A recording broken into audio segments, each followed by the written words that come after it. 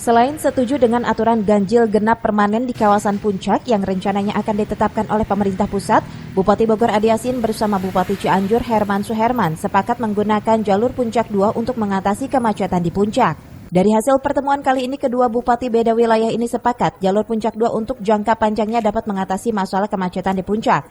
Nantinya jalur Puncak 2 yang dimulai dari Sentul tembus ke Cianjur dengan panjang 32 km. Terkait uji coba sistem ganjil genap di kawasan Puncak, dua kepala daerah ini juga setuju diberlakukannya ganjil genap di wilayah mereka. Yang saat ini kebijakan tersebut masih menunggu persetujuan dari pemerintah pusat. Kami pada intinya mendukung kebijakan pemerintah untuk ganjil genap dan karena memang sudah 36 tahun kita melaksanakan one way, mudah-mudahan dengan ganjil genap akan ada perubahan atau perbaikan.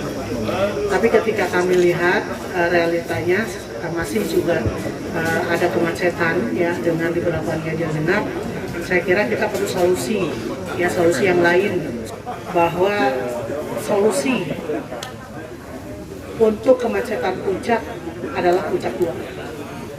Walaupun ganjil genap diberlakukan, tetapi harus dipikirkan solusi lain. Karena kalau tetap begini, ada potensi yang hilang. Karena potensi ekonomi di sini sangat bagus sekali.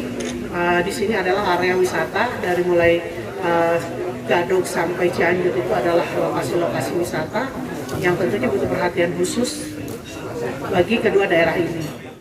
Tentunya ini positif dalam rangka mengingatkan kita semua begitu pentingnya pembangunan jalur jalan Puncak 2. Dan yang lebih penting mengingatkan untuk bapak-bapak di pusat agar ini benar-benar aspirasi dari bawah.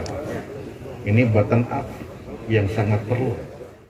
Dari jalur Puncak, Kabupaten Bogor, Edi Junaidi melaporkan.